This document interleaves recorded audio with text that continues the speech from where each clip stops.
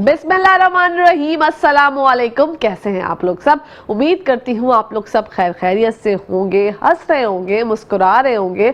अल्लाह पाक आप सबको इसी तरह हंसता मुस्कुराता रखे, आमीन सुम्मा आमीन। नाजरीन, ये मेरी वो दिल से दुआ जो डेली आप लोगों के लिए लेकर आती हूँ, क्योंकि दिल से जो दुआ निकलती है, बात निकलती है, वो असर रखती है। मैं हूँ आप लोगों की होस्ट, आपकी दोस्त, आप सबकी फेवरेट कहकशा फैसल, और आप लोग मुलाहिजा फरमा रहे हैं आपका फेवरेट मॉर्निंग शो जिसका नाम है मुस्कुराती सुबह। जी हाँ जनाब, मुस्कुराती सुबह का बाकायदा आगाज करते हैं प्यारी सी मुस्कुराहट के साथ। और मैं जो आप लोगों को इंट्रो में इतनी प्यारी प्यारी दुआएं देती हूँ ना, कल मैंने ये बात सोची कि यार मैं जो है इतनी दुआएं जो देती हूँ, तो दिल से जो दुआ निकलती है, बात नहीं, दिल से जो दुआ निकलती है वो असर रखती है। ये सब जो बातें होती है ना, ये सिर्फ कहने की नहीं होती, इसकी बहुत ज्यादा लॉजिक है। आप देखिए, आप अगर किसी से सरसरी बात करें ना, नॉर्मल, अगर आपको मतलब दिल से नहीं पसंद तो आप उससे नॉर्मल बात करेंगे, हाँ ठीक है, बस सही है, ओके। लेकिन अगर आप किसी से दिल से मुलाकात करेंगे, दिल से बात करेंगे, दिल से उसको दुआ देंगे, तो आप यकीन करें कि वो आपकी एक छोटी सी बात भी जो है ना, वो सामने वाले के दिल पे असर कर जाएगी और इम्पैक्ट रखेगी। तो इसीलिए मैं हमेशा कहती हूँ कि दिल से जो दुआ निकलती है, बात निकलती है, वो असर रखती है। हमेशा अपनी दुआओं में जो है वो अपने दोस्तों को, अहबाबों को, और खास तौर पे हमारे पूरे इदारे को जरूर याद रखा करें, क्योंकि दुआएं जो है जब वो रंग लेके आती है ना, जब वो अर्श पर जाती है, तो उससे सच में तकदीरें बदल जाया करती हैं। कभी कभी ऐसा होता है कि हम जो है चीजें मुकर्रर होती हैं, वो होनी होती हैं। अगर आप किसी को बोले कि आप घर से अगर बच्चा जा रहा है तो चलो भाई फी अमानिल्लाह, अल्लाह हाफिज हम कह देते हैं, तो आपको पता है ये सिर्फ ये कहना कि फी अमानिल्लाह, अल्लाह के अमान में, अगर अल्लाह ना करे रास्ते में ये लिखा हुआ है कि उसका एक्सीडेंट हो जाएगा या कोई चोट लगेगी, तो आपकी उस दुआ से जो है वो चीज़ पलट सकती है, उसका रुख चेंज हो सकता है। तो अपनी अच्छी अच्छी दुआओं में, अपनी अच्छी अच्छी बातों में अपने मुल्क को, पाकिस्तान को, जहां आप लोग काम करते हैं उस इदारे को, या जो भी लोग आपके इर्द गिर्द हैं, सबको याद ज़रूर रखा करें। क्योंकि आपको पता है हमें ये नॉर्मल बातें लगती हैं, लेकिन इसका इम्पैक्ट बहुत आपकी लाइफ पे पड़ता है। रातों रात अभी कभी आप छोटी छोटी किसी भी इंसान अगर आप मदद कर देते हैं, कोई रास्ते में चल रहा हो आप उसकी हेल्प कर दें, किसी को रोड क्रॉस करवा दें, कोई अंकल आपसे रास्ता पूछ रहा हो उसको आप रास्ता बता दें। लेकिन आजकल तो ऐसा भी होता है कि अगर हमसे कोई रास्ता पूछता है तो हम डर जाते हैं ना, हालात ऐसे हैं तो खौफ व राज का शिकार हो जाते हैं कि भाई हमसे रुक के बात क्यों कर रहे हैं या कर रही है, भाई डर लगता है कि यार ऐसा क्यों, भाई नहीं हम तो नहीं बता सकते। लेकिन हर कोई जो है वो इस तरह का नहीं होता। कभी कभी कहीं ना कहीं किसी ना किसी पर ट्रस्ट जरूर कर लेना चाहिए। और ट्रस्ट की जहां तक बात है, उसके लिए आपको बहुत से पापड़ बेलने पड़ते हैं। भरोसा जो है वो किसी भी इंसान का आप यूं ही नहीं जो है वो गेन कर सकते हैं। भरोसा अपनाने के लिए या उस अपने आप पे ट्रस्ट करवाने के लिए बहुत कुछ करना पड़ता है। कभी कभी 1 साल भी लग जाता है, कभी 2 साल भी लग जाते हैं, कभी खासा टाइम लग जाता है। लेकिन आजकल भरोसे लायक लोग, सही बात है, कम मिलते हैं, लेकिन जो लोग मिल जाए ना, मैं ये कहती हूँ, मेरा ये मशवरा है कि उनको आप पकड़ के रख लें और थाम लें उनको कि भाई आपने हमारी लाइफ में रहना है। अपनी जिंदगी में अच्छे लोगों को इन्वॉल्व रखें। जो टॉक्सिक पीपल हैं, जो नेगेटिव लोग हैं, जो नेगेटिव वाइब्स आपको जिनके पास से आती हैं, उनसे आप ना ही मिले। आप उनसे क्या भाई नहीं ये सही है, ठीक है, हम अपने घर में ही खुश हैं।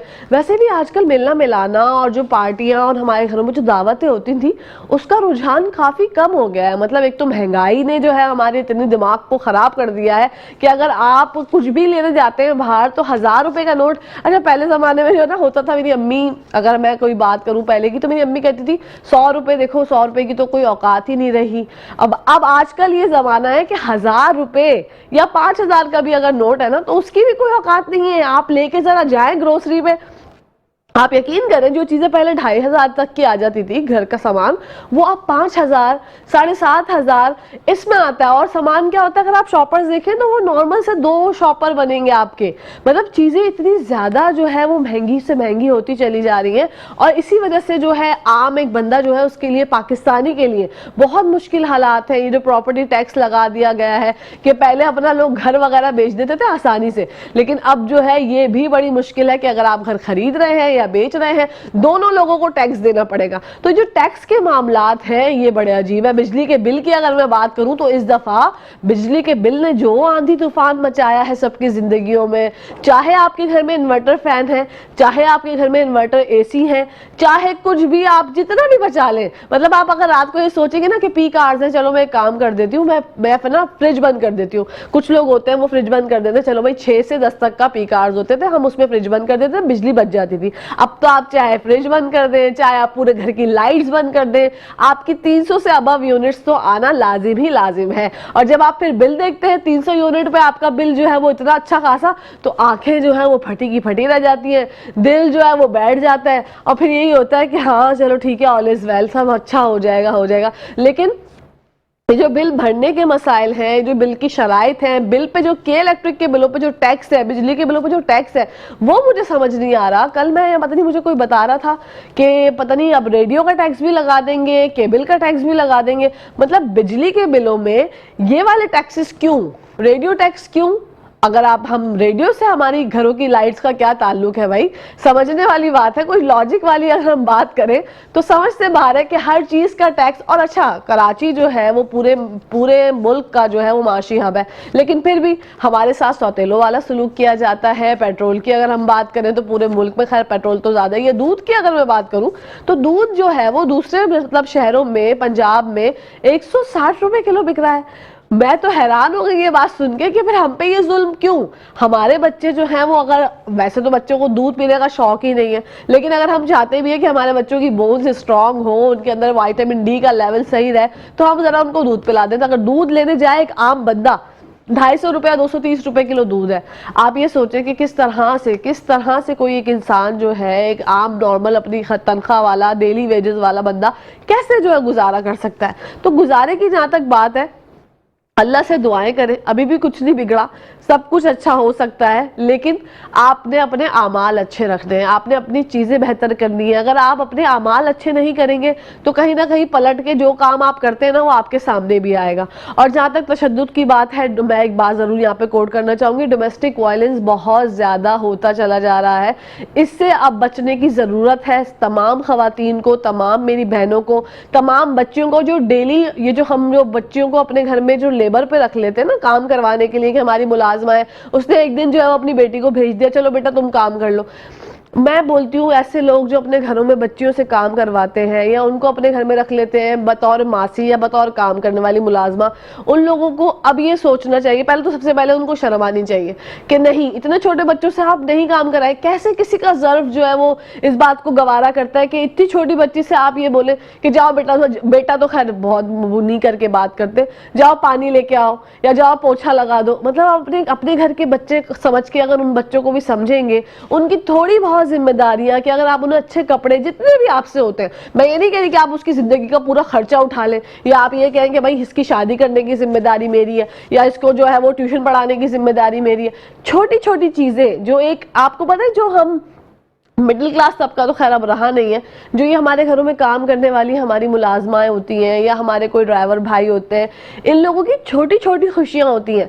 छोटी छोटी खुशियों को ही आप उनकी अगर समेट लेंगे या उनसे सिर्फ आप पूछ लेंगे ना अच्छे मुंह से ही, प्यार से, तो उनकी जिंदगी बन जाती है। तो इस तरह से छोटे बच्चों को अपने घरों में काम पे ना रखें। अगर आपसे कोई कहता भी है कि भाई इसको रख ले, इसको जरूरत है काम की, तो आप सबसे पहले तो इस बात को डिनाई करें कि भाई इतना छोटा बच्चा हम अपने घर में काम पे नहीं रख सकते, और उनके वालिदैन को समझाएं कि अगर आपकी कोई मजबूरी है तो हम वो मजबूरी पूरी करने की कोशिश करेंगे, हम आपकी जरूरत पूरी करने की पूरी कोशिश करेंगे, लेकिन अपने बच्चों को खुदारा ये इस तरीके से ना करें। वो जो एक बच्ची की वीडियो मैंने देखी, अल्लाह अकबर, मेरा तो दिमाग ही खराब हो गया। जुम्मे वाले दिन मैंने वो वीडियो जो है वो अपने शो से पहले एक तरीके से स्क्रॉल डाउन करी थी, वो मेरे सामने आ गई। आप यकीन करें, जब मैंने इंट्रो शुरू किया है तो मेरी आंखों में आंसू थे। मैं नहीं देख सकती इस तरह की चीजें, और मुझे मेरा दिल बहुत दुखता है कि यार किस तरफ हम जा रहे हैं। अल्लाह पाक ने हमें अशरफुल मखलूकात बनाया है तो इसलिए नहीं बनाया कि हम जुल्म और ज्यादतियां करते जाएं। जब भी फिर हम पे जो है वो अजाब नासिल होते हैं, जब भी फिर इस तरीके के वाकयात होते हैं, जब भी जलजले आते हैं और जब भी जो है वो प्रॉब्लम्स बढ़ जाती हैं, तो खुदारा अल्लाह का वास्ता या आप जिस खुदा को मानते हैं उसका वास्ता कि प्लीज इस तरह की हरकत ना करें। बच्चों को अपने घर में काम पे ना रखें, उनकी जिंदगी है उनके आगे। और आपको पता है मेंटली वो लोग कितना टॉर्चर होते हैं, आपको अंदाजा भी नहीं है। किसी की इज्जत नफ्स कितनी ज्यादा जो है वो मजरू होती है इस तरह के कामों से। तो प्लीज मेरी बस ये एक हम्बल रिक्वेस्ट है, एक इल्तमास है आप लोगों से, एक इल्तिजा है कि इस तरह के अगर आपको कोई दिखे भी ना रोड पे बच्चा, तो उससे भी कहें कि बेटा पढ़ना है, बुक्स चाहिए, स्टेशनरी चाहिए, छोटी छोटी तो हम लोग ये बात कर सकते हैं ना, तो प्लीज इस तरीके की हरकत करें ताकि जिंदगी में और माशरे में तब्दीली आए। तब्दीली का आप वो वाली तब्दीली ना आए, अच्छी वाली तब्दीली आए। तो यहाँ पर टाइम हो गया है ब्रेक का, आप लोगों कहीं जाइएगा मत, देखते रहिए मुस्कुराती सुबह। जी नाज़रीन, welcome back to the show. आप लोग देख रहे हैं आपका फेवरेट मॉर्निंग शो जिसका नाम है मुस्कुराती सुबह। और अब हम बात करते हैं स्किन से रिलेटेड, क्योंकि स्किन के होते हैं बेतहाशा मसाइल, और ख़ास तौर पे जिस माशरे में हम रहते हैं आलूदगी से भरपूर, यहाँ पर जो है पॉल्यूशन ने हमारी स्किन को, हमारे ऑर्गन्स को इंटरनली भी जहाँ तक वीक किया है, वहाँ पर हमारी जो फेस है उस पर भी बहुत ज़्यादा बैड इम्पैक्ट पड़ता है। तो इस बैड इम्पैक्ट से किस तरह से बच सकते हैं, अपनी स्किन को किस तरह से अच्छा रख सकते हैं, ग्लो कैसे हासिल कर सकते हैं, आइए हम इस सब बातों पर रोशनी डालने के लिए हमारे साथ मौजूद है और आपकी मुलाकात भी करवाएंगे एस्टर सुहेल से। अस्सलाम वालेकुम एस्टर, कैसी हैं आप? मैं बिल्कुल ठीक, आप बताएं आप कैसे हैं? मैं बिल्कुल ठीक ठाक। भाई आज तो बड़ा प्यारा ड्रेस पहन कर आई हो, क्या बात है। भाइयों में मेहंदी के कोई फंक्शन से आ रही हो क्या एस्टर? बस शादियां चल रही हैं और सुबह सुबह तो शादी नहीं, खैर समझ में नहीं आ रहा था तो मैंने कहा चलो यही पहन बहुत लो। प्यारा लग रहा है, बहुत प्यारा लग रहा है। बनारसी कहते हैं ना इसको फैब्रिक? मेरे ख्याल है ऐसा ही है कुछ। हाँ बहुत अच्छा लग रहा है। जैकार्ड कहते हैं। ओके, जकार्ड पे बनारसी कपड़ा। हाँ ऐसा ही है। Very good very good. आपको हम मुस्कुराती सुबह में वेलकम कहते हैं। सबसे पहले जैसे मैंने बताया स्किन के जो होते हैं बेतहाशा मसाइल, उस पर रोशनी डालिएगा, किस तरह से इस वेदर में अपनी स्किन को हम अच्छा रख सकते हैं। इस वेदर में मॉइस्चराइज करने की तो बहुत ज़्यादा ज़रूरत नहीं पड़ रही है क्योंकि थोड़ी सी गर्मी भी हो रही है, लेकिन वेदर बहुत अच्छा है।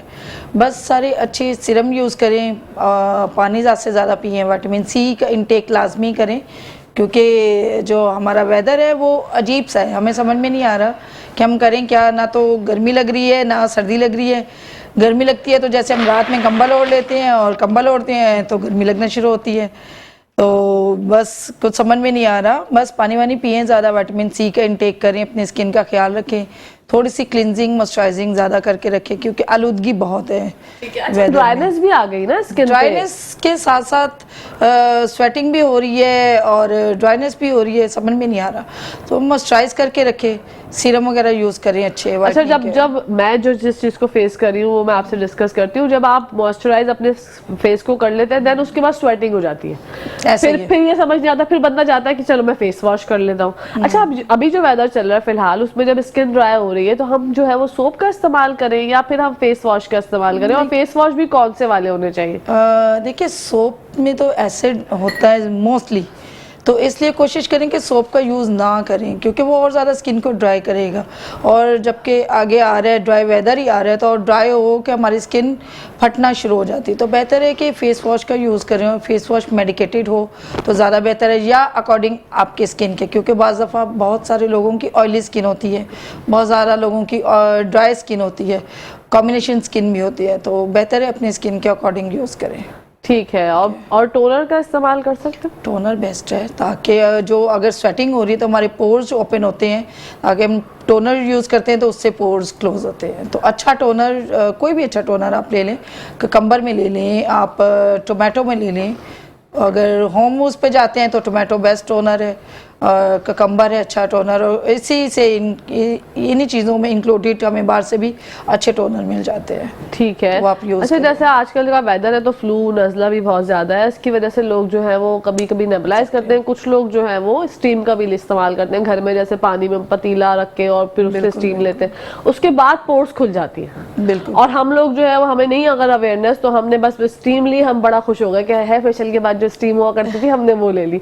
अब उसके बाद जब हम अभी स्टीम ले ली उसके बाद क्या करें, किस तरह से अपने स्किन को जो है तो टोनर लगाएं ताकि वो लॉक हो जाए, किस तरह से ख्याल रखें इसके बाद? नहीं, टोनर बेस्ट है क्योंकि एक तो अगर नज़ला वगैरह हो रहा है या तबीयत ख़राब हो रही है तो उसमें इतना बाज़फ़ा नहीं होता टाइम कि अब मास्क, कोई अच्छा मास्क लगा के, क्ले मास्क कोई अच्छा लगा लें या कोई शीट मास्क लगा लें तो नहीं होता, वरना टोनर यूज़ कर लें।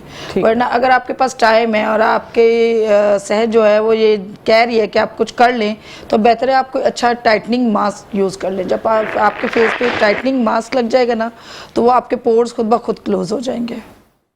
अच्छा, ठीक है, ये बहुत ज़बरदस्त बात हो गई, आपने बता दी कि अगर आप मतलब स्टीम ले रहे हैं तो उसके बाद शीट मास्क जो आपने जिक्र शीट किया। मास्क हाइड्रेटिंग मास्क है। हाँ। इसमें बहुत अच्छे अच्छे मास्क आए हुए हैं, बहुत है। ज़बरदस्त आए हुए हैं। तो उसमें हाइड्रेटिंग सीरम लगे हुए हैं जिसमें आपकी स्किन के अकॉर्डिंग कोई भी हाइलुरोनिक, विटामिन सी और वाइटनिंग सीरम भी इंक्लूड होते हैं। तो आप वो शीट मास्क भी यूज़ कर सकते हैं, क्ले मास्क भी यूज़ कर सकते हैं, टोनर यूज़ कर सकते हैं। विटामिन सी में कुछ भी कोई टोनर है या मास्क है वो यूज़ करें, बेहतर ठीक है। और ये शीट मास्क कोई भी ब्रांड का हो सकता है? कोशिश करें कि अच्छा कोई ले अच्छा लें। हो, सही है, क्योंकि लोगों को ज्यादातर अच्छा आजकल लोग ना वो जो बीज वाले वैक्स भी बहुत इस्तेमाल कर रहे हैं, क्या वो स्किन के लिए अच्छे होते हैं? यार वैक्स मेरे ख्याल है कि जो हमारा थिन हेयर होता है ना उसके लिए है अच्छी, लेकिन बात वही करूँगी कि अपनी स्किन के साथ लेके चलें अपनी चीज़ों को, क्योंकि वैक्स से स्किन हमारी वैसे ही लूज़ होती है। बीन्स वैक्स से, बीन वैक्स हो या कोई भी वैक्स हो, जब एक चीज़ आपको खिंच रही है, निकाल रही है, आपकी स्किन की लेयर भी निकाल रही है, आपकी स्किन भी थिन हो रही है, और दूसरा ये कि आपकी स्किन भी डे बाय डे लूज़ होना शुरू हो जाती है। तो बेहतर है अगर आप लेज़र्स की तरफ आ जाएंगे तो उसमें आपकी बल्कि स्किन का टेक्सचर और अच्छा होता है। आजकल तो लेज़र्स में वाइटनिंग लेज़र के साथ जैसे हम लोग कर रहे हैं, हमारा डायोड लेज़र है तो वाइटनिंग के साथ कर रहे हैं, उसमें ये होता है कि आपकी स्किन में टाइटनिंग भी आती है और आपका जो हेयर है वो भी रिमूव होता है। ओके। तो वैक्स तो मुझे तो खैर इतना वो नहीं लगता, क्योंकि उसमें एक तो आपकी स्किन थिन होती है, और अगर आप वो गर्म करके कर रहे हैं, हॉट वैक्स कर रहे हैं, तो वो स्किन और ज़्यादा, स्किन का टेक्सचर भी ख़राब होता है। ठीक है। और बहुत से लोग जो है अपने स्किन को जला लेते हैं एस्टर, ये वो वैक्स से बिल्कुल बहुत वैक्स बहुत से बर्न जल केस जाती आते हैं है। हमारे पास तो वैक्स उसके के बाद आप कौन साथ। सा प्रोसीजर करती हैं? उसके बाद तो फिर स्किन का टेक्सचर देख के कितने डिग्री बर्न हुआ है तो उसको देख के तो फिर हम करते हैं प्रोसीजर। कोई भी जो भी करना है, मीन्स लाइक पीआरपी है या कुछ भी है, तो अकॉर्डिंग टू स्किन, या अगर ऑइंटमेंट से, क्रीम से कवर हो सकता है तो फिर हम वो दे देते हैं। ठीक है। क्योंकि उसके ऊपर अभी हम कुछ और ज़्यादा कर नहीं सकते हैं, इंजेक्टेबल पे बस जा सकते हैं, ज़्यादा कुछ नहीं, वरना तो क्रीम से। और ये लोग जो फॉर्मूला क्रीम से अपने स्किन को बर्न कर लेते हैं, पूरी पूरी रेड हुए वो होते हैं, और फिर उसके बाद वो ब्लैक हो जाते हैं, कभी ब्लैक ब्राउन हो पैचेस आना जाते शुरू हो जाते हैं, उसको ऐसा भी ही है। किस तरह से आप लोग ट्रीटमेंट करते हैं? उसमें तो ये ना कि आपकी स्किन की लेयर ही निकलना शुरू हो जाती है। ये जो क्रीम्स हैं स्टीरॉयड, ये आपकी लेयर उतारती जाती हैं, थिन होती जाती है। वो जब लेयर उतरती है लोगों को लगता है कि बस वो नीचे से बेबी स्किन निकल रही है, ग्लो आ रहा है, तो एक्चुअल में होता ही है कि वो स्किन आपकी थिन होती जाती है। तो जब थिन स्किन होती है और वो जब सन में जाती है या लाइटिंग में जाती है तो वो बर्न होती है, क्योंकि जब इतनी लेयर जो थिन हो जाती है उस पर जल्दी अट्रैक्ट करती है सन रेजिस। ठीक है। तो बेहतर है या तो फिर आप सनब्लॉक का भी साथ में यूज़ करें, नहीं तो आप अगर यूज़ कर रहे हैं, अदरवाइज मैं तो बोलूँगी कि स्टीरॉयड्स क्रीम बिल्कुल भी ना यूज़ करें, केमिकल क्रीम्स बिल्कुल भी यूज़ ना करें, क्योंकि ये स्किन रिपेयर बहुत टाइम के बाद होती है। मीन्स आपको बहुत ट्रीटमेंट्स, थ्रेड्स पे जाना पड़ता है, कोलेजन बनाना पड़ता है, आपको पीआरपी करवाना पड़ता है या पीआरएफ करवाना पड़ता है, या बाज़ दफ़ा ये होता है कि लोगों की जब स्किन थिन हो जाती है वो उनको इंस्टेंट कुछ चाहिए होता है तो उसमें फिर फिलर करना पड़ता है। तो फिर ये चीज़ें होती हैं, तो बेहतर है अपनी स्किन को अकॉर्डिंग टू स्किन लेके चलें, और स्टीरॉयड क्रीम्स को तो बिल्कुल भी ना यूज़ करें। तो और ये फिर आपको सेशंस भी फिर बहुत ज्यादा लेने पड़ते हैं। एक सेशन से कुछ नहीं होता, जब आप अपने स्किन के साथ कबाड़ा कर देते हैं तो उसके बाद फिर आप आते हैं तो कभी कभी आसान है बहुत स्किन को ख़राब करना, लेकिन मुश्किल है ये है कि फिर आप सफ़र करते हैं हर चीज़ में, पेन बर्दाश्त करते हैं, आप ट्रीटमेंट्स करवाते हैं जो कि बहुत कॉस्टली भी हैं। तो बेहतर है कि अपनी स्किन को अच्छा रखें, लेकिन अगर आप कर भी रहे हैं या आपने की भी है तो आप कुछ सेशन जो है वो पीआरपी के ले लें, पीआरएफ के ले लें, तो उसमें बड़ी अच्छी स्किन की टोन जो है, स्किन का टेक्सचर जो है वो बहुत ज़बरदस्त हो जाता है। ठीक है। टू टोन स्किन से किस तरह से जान छुड़ाएं एस्टर, क्योंकि टू टोन स्किन जो है मुझे लगता है हर पाकिस्तानी का मसला है, चाहे वो मर्द हजरात हो चाहे वो गर्ल्स हो, क्या करें इससे? ये वही हमारे वेदर की वजह से है। सन ब्लॉक का लाजमी यूज़ करें, अगर बाहर निकल रही हैं, किचन में हैं, लाइट्स में हैं, जैसे हमारी ब्यूटिशियंस हैं वो तो कहती हैं हम लाइट्स, हम तो धूप में नहीं जाते लेकिन फिर भी क्यों हमारी स्किन थिन हो रही है, क्यों क्यों पैचेस आ रहे हैं, क्यों टूट होना हो रही है, क्योंकि वो डायरेक्ट लाइट्स में होते हैं। सन से तो बाज़ दफ़ा सन में हम कितनी देर जाते हैं, थोड़ी देर जाते हैं, लेकिन जो लोग लाइट्स में खड़े होके डायरेक्टली काम कर रहे होते हैं उनकी स्किन में ज़्यादा पैचेस आ जाते हैं। तो बेहतर ये है कि सनब्लॉक का लाजमी यूज़ करें, पानी पिएं ज़्यादा से ज़्यादा और सनब्लॉक का यूज़ करें। ठीक है, पानी कितना पीना चाहिए? 8 ग्लास तो मैंने सुना है, लेकिन अब लोग कहते हैं कि आप 8 नहीं तो पता नहीं 16 पी लें तो ही अच्छा है, क्योंकि आपको स्वेटिंग इतनी हो रही है। बिल्कुल, तो बेहतर है कि पानी 16 ग्लास तो मस्ट है ना, कि आपको पीना चाहिए। नहीं पिया जा रहा तो आप एक काम करें, मेरा तो फेवरेट ये है कि मुझे पता है मेरा पानी का इंटेक कम है, तो मैं क्या करती हूँ कि ORS लेती हूँ, तो एक अगर वो उसमें 4 ग्लास है ना, तो समझे मेरा उसमें 8 ग्लास तो मेरे अंदर चले गए। बिल्कुल, तो उसमें बड़ी जल्दी जो आपकी डिहाइड्रेशन है वो कवर होती है। तो ऐसी चीज़ें करें कि आजकल पता सबको, ये अवेयरनेस भी है, लोग हर चीज़ पे पहुँचे हुए हैं, तो वो चीज़ें करें जो आपको फ़ायदा दे। वो चीज़ें ना करें, क्योंकि वेट गेन कर लेना, स्किन को ख़राब कर लेना, बालों को ख़राब कर लेना बहुत इजी है, लेकिन इनको दोबारा अपनी टोन पे लाना बहुत ही मुश्किल है। वेट गेन अगर एक दफा हो जाए तो उसको उतारने में कितनी प्रॉब्लम्स होती हैं वो तो हम सबको पता है, लेकिन बिल्कुल आप ऐसा किस ही तरह से मदद कर सकती हैं वेट रिड्यूस करने में? कौन कौन से ट्रीटमेंट्स हैं आपके पास? हमारे पास है फेवरेट मेरा स्लिमिंग ड्रिप्स। एक तो स्लिमिंग ड्रिप का यूज़ है, और फिर साथ में हम वेट डाइट और वॉक का कहते हैं। हाँ। क्योंकि लोगों के पास अगर हम इतना महंगा प्रोसीजर करवा रहे हैं, स्लिमिंग ड्रिप लगवा रहे हैं, तो मेरा ख्याल है कि फिर डाइट और वॉक भी कर लेना चाहिए। क्योंकि बाज़ लोग होते हैं ना कि जैसे अगर मैं भी हूँ तो मैंने भी लगवाई, तो मैंने कहा यार मेरे पास वॉक का टाइम नहीं है। वॉक अगर आप नहीं भी लगवा रहे, आप डेली 40 मिनट का वॉक कर लेते हैं, तो मेरा नहीं ख्याल में किसी चीज़ की ज़रूरत पड़ सकती है। अगर हमारे पास आते हैं तो हमारे पास तो स्लिमिंग ड्रिप्स हैं, लाइपोलाइटिक के इंजेक्शन है, जो कि हम डायरेक्ट स्टबन फैट पे लगाते हैं, जो कि स्टबन फैट होते हैं अक्सर जल्दी जाता नहीं है। हाँ। स्लिमिंग ड्रिप से भी नहीं जाता, बहुत मुश्किल होता है। फिर उसमें डायरेक्ट जो इंजेक्शन है लाइपोलाइसिस है वो करना पड़ता है। ठीक तो है। वो करके फिर हम RF वगैरह करते हैं। RF तो वैसे ही फैट रिडक्शन है, तो उसमें हीट दे के तो उसको फैट रिड्यूस करते हैं। तो ये इतना वो नहीं है, वैसे अच्छा है प्रोसीजर, पेनफुल भी नहीं है, ज़बरदस्त है। मीन्स अगर किसी ने कहीं जाना भी होता है तो हम लोग RF करके तो पहुंच जाते हैं। उसमें ये होता है कि कंटोरिंग भी अच्छी हो जाती है। अगर फेस पे करना है या बॉडी पार्ट पे करना है तो RF आप कर ले, एटलीस्ट ये 10 to 15 डेज आपका अच्छा इसका रिजल्ट रहता है। ठीक है, सबसे ज्यादा इंस्टेंट कौन सी चीज रिजल्ट देती है एस्थेटिक्स में? इंस्टेंट तो ट्रीटमेंट्स हैं, ये इतनी जल्दी कोई भी नहीं देते, लेकिन RF बेस्ट है। अच्छा, RF बेस्ट है। RF का फुल फॉर्म क्या है? Radio frequency. ओके, ये किस तरह से होता है प्रोसीजर? मीन्स लाइक ये मशीन है, ये जो आप हमारा फैट है इस हीट प्रोड्यूस करते हैं बेसिकली ये। ठीक है, आप किसी भी कोई भी पार्ट है आपकी बॉडी का, फेस है, जैसे मुझे तो ज़्यादातर फेस का होता है, मैंने कहीं जाना है तो मैं RF कर लेती हूँ जल्दी से, जो थोड़ा श्रिंक फेस लगता है। और वैसे मेरा वेट कम हुआ है तो इसमें RF में टाइटनिंग भी आती है, तो ये फिर RF बेस्ट है। वाओ, मतलब अगर हम ये कहेंगे कि एस्टर के पास जाके कि एस्टर कोई इंस्टेंट सा जो है वो प्रोसीजर कर दो, तो शाम को शादी पे जाना है। हाँ, शाम को शादी पे जाना है या कजन की मंगनी है या कुछ भी ऐसा होता है ना, ऐसे हम पाकिस्तानियों को ना बहुत लेट याद आता है। बिल्कुल एंड टाइम पे शाम को शादी पे जाना होता है, पीलिंग कर दे। पीलिंग मतलब क्या, पीलिंग तो ऐसा प्रोसीजर है 10-15 डेज ले जाते हैं। तो लोग मोस्टली ज़्यादा ऐसे ही होता है कि शाम में, जैसे शादी है और दिन में आ रहे होते हैं, या शाम में जाना है, हाइफो कर दो, थोड़ा फेस स्ट्रेच हो जाएगा, टाइटनिंग आ जाएगी। हाइफो के भी 6 वीक्स लगते हैं रिजल्ट आने में, लेकिन इंस्टेंट ये हो जाता है उसका हाइफो का कि वो 30-40% जो रिजल्ट है उसका इंस्टेंट है। तो इसलिए वो फिर करवा भी लेते हैं लोग, और हम कर भी देते हैं कि ठीक है इंस्टेंट कुछ ना कुछ तो आता है ना उसका रिजल्ट। लेकिन उसके बाद आप बेस वगैरह अप्लाई कर सकते हैं, मतलब मेकअप कर सकते हैं? कोई डाउन टाइम नहीं है। ओके, टाइम नहीं, क्योंकि वो सिर्फ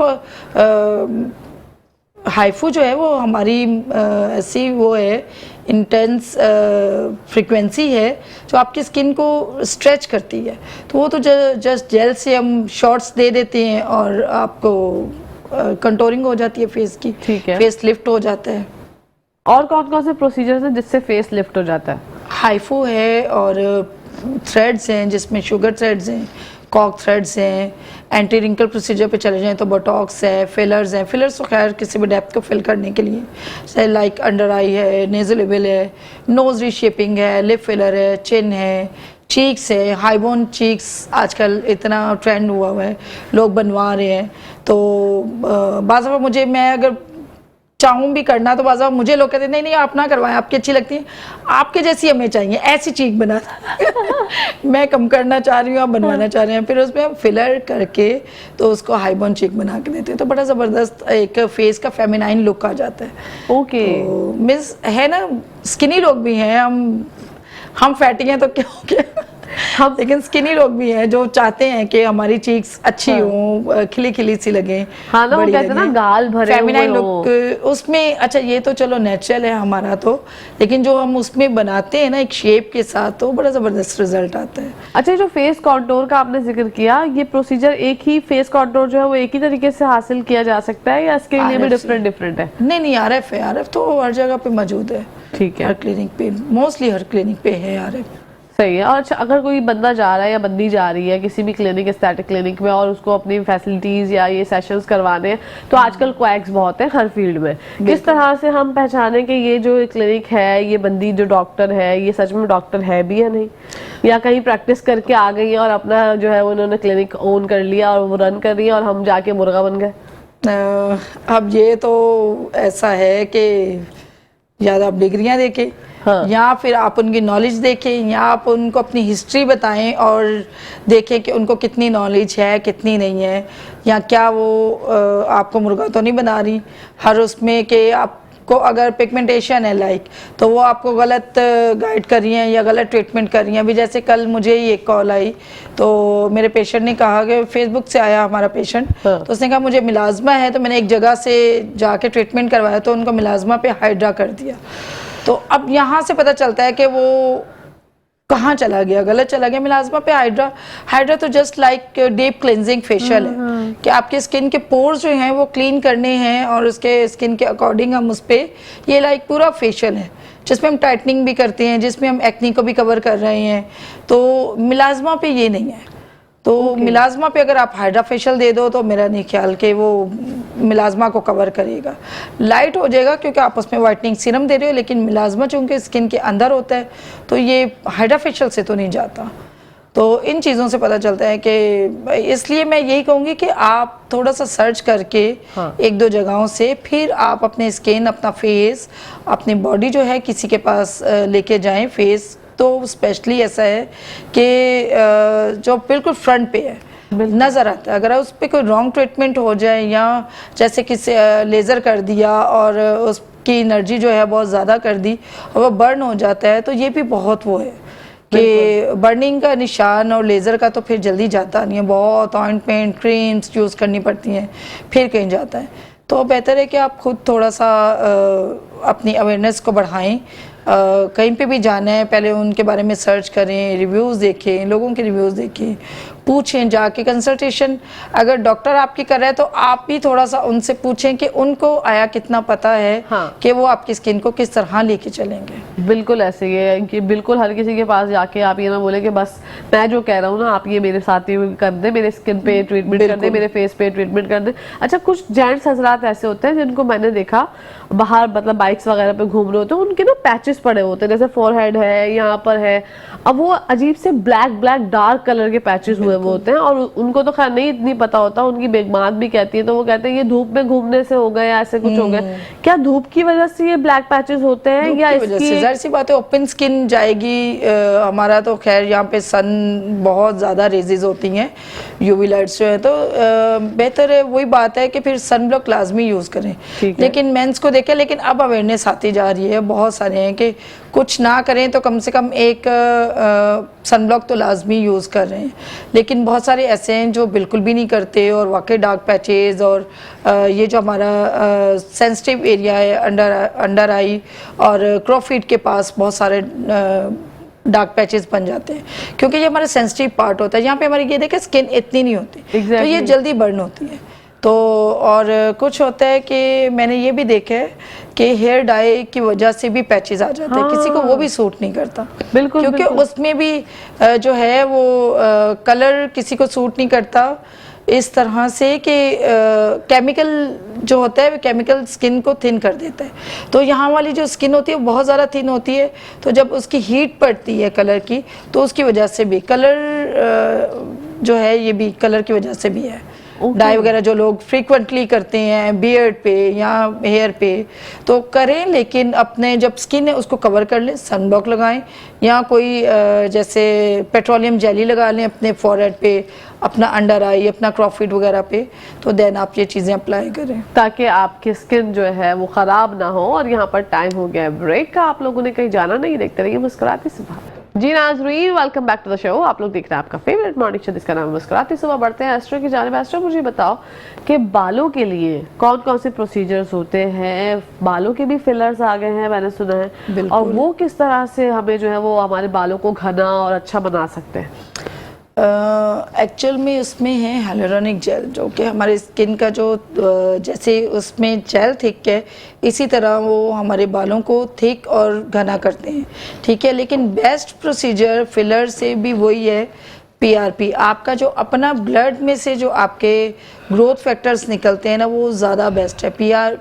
पीआरएफ और पीआरपी ज़्यादा बेस्ट है आपके बालों के लिए। वैसे हम लोग थ्रेड्स भी कर रहे हैं और फिलर भी कर रहे हैं, लेकिन ये भी दोनों बेस्ट है। लेकिन कॉम्बिनेशन के अगर बहुत ज़्यादा किसी का हेयरफॉल है या थिनिंग ऑफ हेयर है तो फिर आप उस पर चले जाएं फिलर वगैरह पे। अगर सिर्फ हेयरफॉल है और आपको ग्रोथ बढ़ानी है अपने बालों की, फिर तो आप पीआरएफ पे रहें तो वो ज़्यादा बेहतर है, क्योंकि जितने अच्छे ग्रोथ फैक्टर्स इसमें हैं तो फिलर में भी नहीं है। तो बेहतर है आप अपना पीआरएफ करवाएं। आपके अपने ब्लड में से जो चीज़ निकलती है ना वो मेरे ख्याल अदर सीरम अदर चीज़ों में नहीं है, तो बेहतर ये है कि आप पीआरएफ करवाएं। पीआरएफ के बहुत ज़बरदस्त रिजल्ट है हमारे पास। ऐसे शायद फर्स्ट टाइम जब मैं आई थी मैंने शायद कुछ रिजल्ट शो करवाए थे, तो ज़बरदस्त है उसके मीन्स। एक तो हेयरफॉल रुक जाता है, फिर जो थिनिंग ऑफ हेयर है वो ख़त्म होती है, ग्रोथ बढ़ती है बालों की। मैं मीन्स अगर खुद पे जाऊँ तो मैंने अपने बालों को केमिकल कर करके इतना ख़राब कर लिया था, बल्कि अब तो थोड़े बेहतर हो गए हैं। तो लेकिन अब हेयरफॉल भी कम हो गया मेरा। लेकिन हेयरफॉल ऐसे होता है कि अगर मैं बैठी भी तो गिर रहे होते थे, क्योंकि तो मैं थोड़ी क्रेजी थी बालों के कलर के मामले में। डेली तो नहीं, खैर हर मंथ चेंज हो रहा होता था, तो स्किन को नहीं मैं छेड़ती ना मैं किसी को कुछ करने देती, स्किन को मैं खुद ही ट्रीट करती। मुझे पता है मुझे क्या करना है, तो वही पीआरपी पे ही जाती हूँ ज़्यादातर। तो फिर बालों के लिए मैं पीआरपी पे जब गई तो शुक्र है मेरा हेयरफॉल भी कम हुआ और टेक्सचर भी थोड़ा अच्छा होना शुरू हुआ।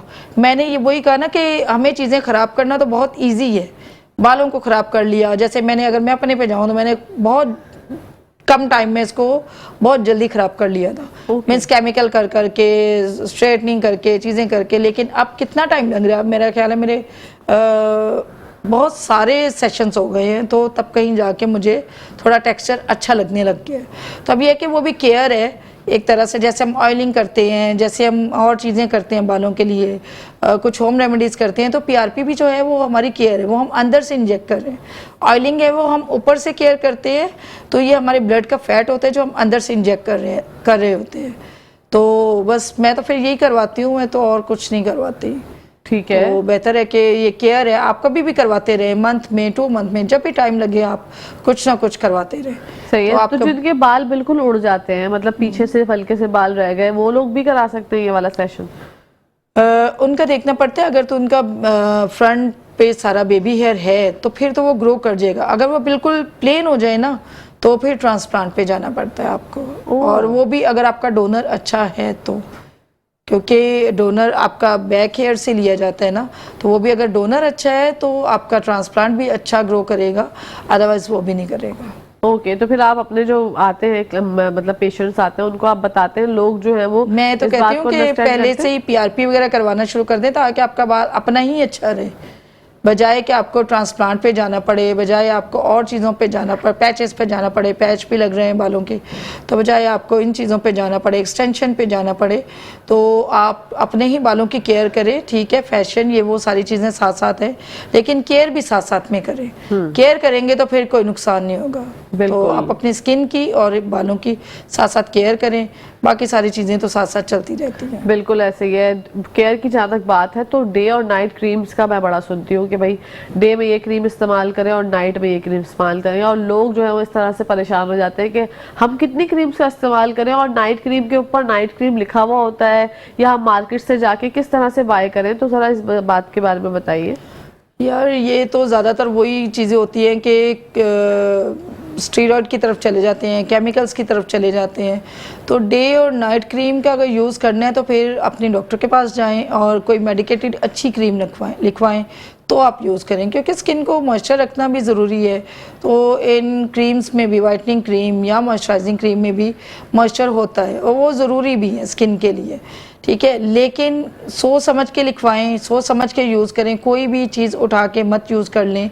वही बात है कि चीज़ को ख़राब करना बहुत आसान है, लेकिन इसको हैंडल करना, बाद में ट्रीटमेंट्स पे लेके आना, इसको अपनी टोन पे लेके आना बहुत मुश्किल है। बिल्कुल। अच्छा, ये जो मस्से हो जाते हैं, जिसको हम क्या कहेंगे मस्सों को, स्किन टैक्स, हाँ स्किन टैक्स, एग्जैक्टली, उसके लिए क्या करते हैं, वो लेजर। किस तरीके से रिमूव लेजर हो बहुत सकते हो हैं? रहा है आजकल, ये स्किन टैक्स बहुत बन रहे हैं। जैसे हम लोग ज़्यादातर, एक तो ये थोड़ा ब्लड के अंदर भी कोई इन्फेक्शन होता है उसकी वजह से भी है, और दूसरा ये कि स्वेटिंग जैसे हमें होती है, लेकिन आजकल हम होने नहीं देते, हम एसी यूज़ करते हैं हर जगह, हमें हर जगह पंखे चाहिए होते हैं। तो जब स्वेटिंग नहीं होती तो ये मस्सों की शक्ल में बाहर निकलते हैं। अच्छा। तो मेल फीमेल को बहुत ज़्यादा हो रही है, और आजकल मेल को बहुत ज़्यादा हो रहे हैं जी। नेक पे बन गए, हाँ। एक्जिला में बन गए, तो ये बहुत ज़्यादा हो रहे हैं। तो ये लेज़र से ख़त्म हो जाते हैं, CO2 लेज़र से। ठीक है, एक दफा में, वन सेशन में? मोस्टली ये वन सेशन में चले जाते हैं, लेकिन अगर उसके रूट्स होते हैं ना, रूट्स वाले जो होते हैं, तो वो सेकंड सेशन, थर्ड सेशन होता है, अदरवाइज ये चले जाते हैं। अच्छा, तो आप इसको रूट से रिमूव करते हैं? रूट से रिमूव करते हैं, बर्न करते हैं ना इसको लेज़र से, तो लेज़र से जब बर्न करते हैं तो फिर ये ख़त्म हो जाता है। लेकिन अगर इसका इंटरनली डीप में जाके कोई रूट है तो वो दोबारा ग्रो करेगा। अगर दोबारा ग्रो करता है तो विद इन 1 मंथ 2 मंथ वो अपेयर हो जाता है, तो फिर हम पेशेंट को कहते हैं कि आप आके इसको दोबारा रिमूव करवा लीजिएगा। अदरवाइज़ वैसे होते नहीं हैं, बहुत कम, मेरे ख्याल है 2% लोग ऐसे आते हैं जो कि कहते हैं दोबारा हो गए हैं, अदरवाइज तो नहीं होते। 2 सेशन में भी चले जाते हैं, 3 सेशन में तो बिल्कुल ही ख़त्म हो जाते हैं। ठीक है, और ये पेनफुल होता है प्रोसीजर? पेनफुल तो होता है, थोड़ा बर्न हो रहा होता है, लेकिन हम नमिंग के साथ कर रहे होते तो कोई इतना पेनफुल नहीं होता। मुझे हो गया था शायद जी पिछले दिनों, यहाँ ये था एक बना छोटा सा, हाँ। मेरी चीक पे छोटे छोटे वो थे मिलाजमा टाइप के बने, जैसे जिसे वो कहते हैं ना, तिल कहते हैं, हाँ। वो थे, वो कुछ ज़्यादा हो गए थे, तो फिर मैंने उनको भी उसी से लेज़र से बंद किया। अच्छा, जबरदस्त। ये तो बहुत ही बेहतरीन बात हो गई कि इस तरह से ये ट्रीटमेंट्स करवा सकते हैं आप लोग, क्योंकि बहुत सी हमारी जो बहनें या भाई हैं परेशान होते हैं, या फिर बिल्कुल, और इतने medical- बुरे लग रहे होते हैं। Exactly। बाद में आंखों के ऊपर आजकल बहुत ज़्यादा बन रहे हैं, आईज के ये वाला जो आई कॉर्नर है, क्योंकि जहाँ जहाँ में ज़्यादा स्वेटिंग होती है ये बनते ही वहाँ पे, नेक लाइंस पे बहुत ज़्यादा बन जाते हैं, अंडर आर्म्स में बहुत ज़्यादा बन रहे हैं। और इसकी वजह से जो आंख के ऊपर होता है ना, उसमें तो लोग वो घोड़े का बाल बांध लेते हैं, पता नहीं क्या क्या हाँ, ऐसा कहते ही हैं। है। बहुत सारे लोग ऐसे भी कहते हैं कि हमने वो बाल बांधा तो उसकी वजह से झड़ गया। हाँ। लेकिन हम तो खैर लेजर कर रहे हैं, मैंने तो उसका एक्सपीरियंस नहीं किया। नहीं, वो उससे खराब हो जाता है, पता है आपको। मतलब चीज, आप, मेरी एक कजन है, उन्होंने ये किया था, उनके पता नहीं यहाँ पे फेस पे हो गया था, तो उन्होंने पता नहीं घोड़े का बाल बांधा, देन उसके बाद चूना लगाया, पता नहीं क्या क्या चूने, किया। अल्लाह, ये तो चीज इतनी खतरनाक है। अब आप यकीन करें, इतना बड़ा पैच है, पैच जो उन्होंने है, कितनी फिर वो- ज्यादा ट्रीटमेंट्स करा ली, आज तक नहीं गया।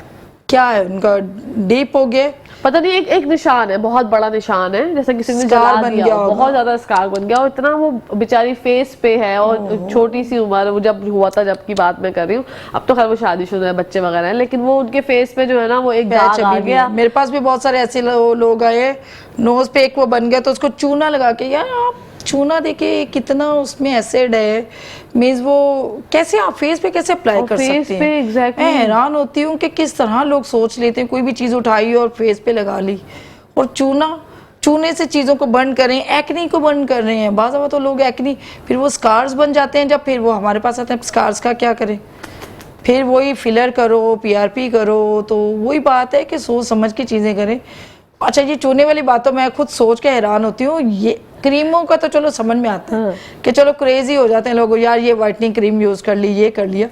चूने का मुझे ये कॉन्सेप्ट समझ में नहीं आता। सुनी सुनाई और बातों ये पे बहुत यकीन सारे लोगों ने की है हमारे पास, Exactly. मेरे पास बहुत सारे लोग आए जब लड़कियों को एक्ने हो गई तो एक्ने पे पकड़ के चूना लगा लिया, एक लड़की को यहाँ पे कोई मसा हो गया, उसकी इतनी डेप्थ हो गई कि अब मैं फिलर करके उसको फिल करके उसको दिया, मीन्स इतना डीप स्कार हो गया था। Oh my God. तो मैं हैरान होती हूँ बाज़ा लोगों पे कि कैसे कर लेते हैं। मैं तो कहती हूँ अगर आपके एक्ने है तो छोड़ देंगे, आपने कुछ करना नहीं, डॉक्टर के पास जाना, आप पानी पिए ज़्यादा से ज़्यादा, घर में विटामिन सी का यूज़ करें ज़्यादा से ज़्यादा। अगर आप पी नहीं सकते तो चले, जैसे होता है इंजेक्टेबल में आजकल विटामिन सी बहुत लग रहे हैं। जैसे अगर मैं अपनी बात करूं तो मैं अगर कोई भी खट्टी चीज़ खाती हूं या विटामिन सी का इंटेक करती हूं तो मेरा गला ख़राब हो जाता है, जबकि वही विटामिन सी मेरे गले को सही करता भी है। लेकिन जाहिर सी बात है मेरा काम ऐसा है, मेरा हर टाइम बोलने का, पेशेंट के साथ फ़ोन पे भी, कंसल्टेशन भी, ट्रीटमेंट के होते हुए भी, ट्रीटमेंट के बाद भी, तो थोड़ा सा मेरा गला डिस्टर्ब रहता है। फिर मैं इनटेक करने की बजाय मैं डायरेक्ट आईवी के ज़रिए लगवा लेती हूँ विटामिन सी। तो आप अगर खा नहीं सकते, लगा नहीं सकते, तो आप बेहतर है आप आईवी के ज़रिए लगवा लें।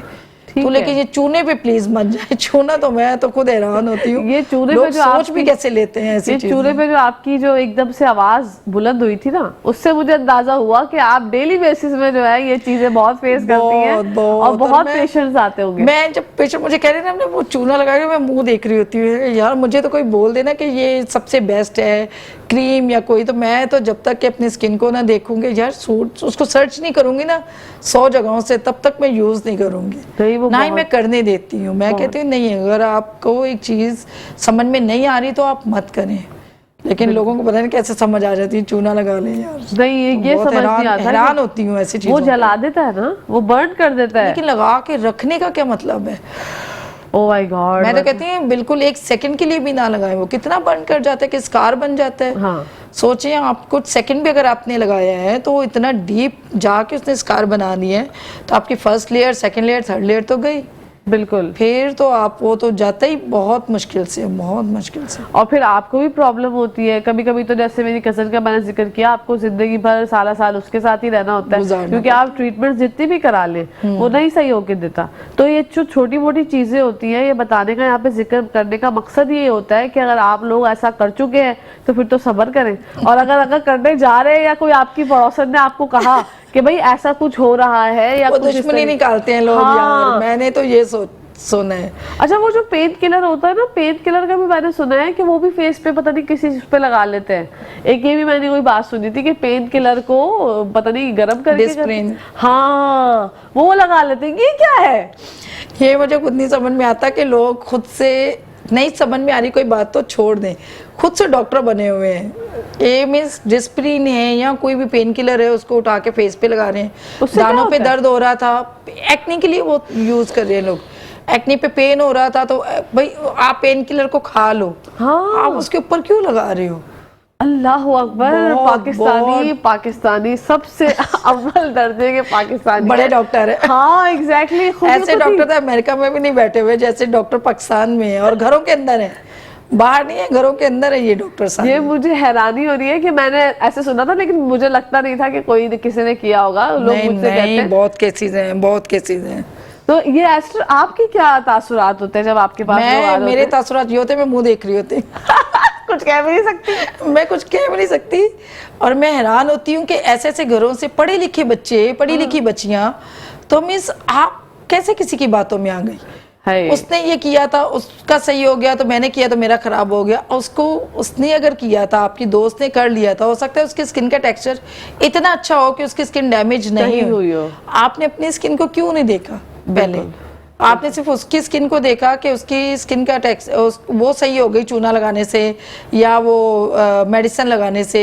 डिस्प्रिन बहुत पता नहीं क्यों किसने कह दिया कि डिस्प्रिन वो पेस्ट उसका बना के तो एक्नी पे लगा लें। तो फिर नाम, शुक्र है नाम बता देते हैं, पता चल जाता है, ताकि हम लोगों को गाइड कर सकें कि ऐसा कुछ भी नहीं है, लगाने से कुछ नहीं होता। बेहतर है आप खा लें अगर आपको ज़्यादा पेन हो रहा है।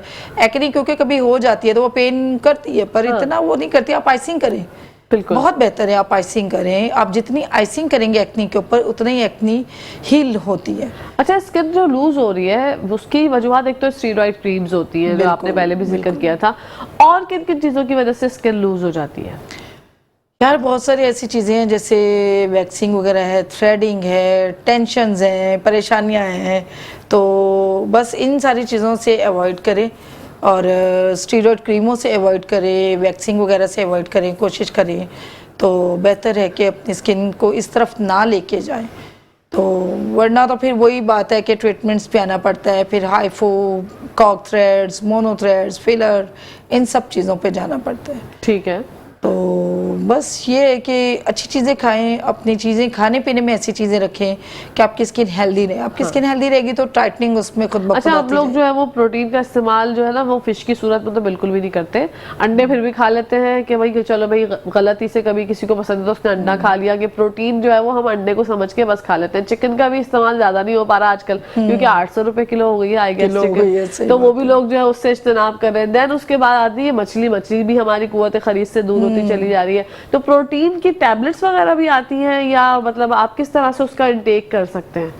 यार प्रोटीन अगर आप टैबलेट्स के ज़रिए भी ले सकते हैं तो आप बिल्कुल लें, लेकिन देख के और सोच समझ के लें। अंडा तो खैर चले, महंगाई तो हो रही है, अब क्या करें, महंगाई तो समझ से बाहर होती जा रही है कि कहाँ जा रही है। तो दूसरा ये कि दालों में जो प्रोटीन है वो सेम लाइक चिकन है, जो हमारी बहुत ही फेवरेट एक, वो हम बहुत ज़बरदस्त बना के खाते हैं, पतली सी दाल करके, मूंग और मसूर की, उसमें फुल ऑफ प्रोटीन है। ठीक है। माश की दाल है, फुल ऑफ फाइबर है, तो आप ये लें। अगर आप ये नहीं खा सकते, आप फिश नहीं ले रहे, आप चिकन नहीं ले रहे, तो आप दाल लें, आप बैंगन लें।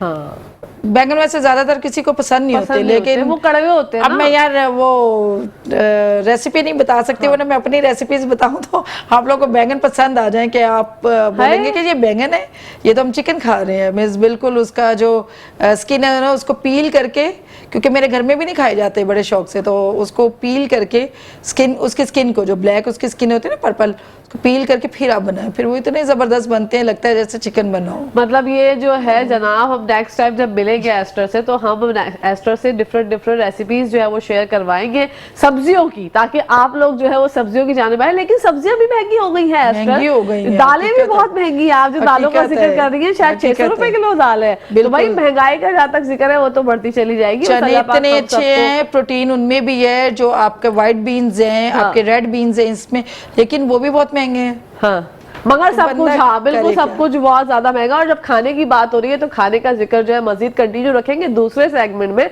दूसरी मेहमान के साथ। यहाँ पर टाइम हो गया है ब्रेक का। एस्टर आपका बहुत बहुत शुक्रिया। इंशाल्लाह जिंदगी है तो आपसे फिर मुलाकात होगी। न्यूज ब्रेक आ रही है, कहीं जाएंगे मैं, देखते रहिए मुस्कुराती सुबह।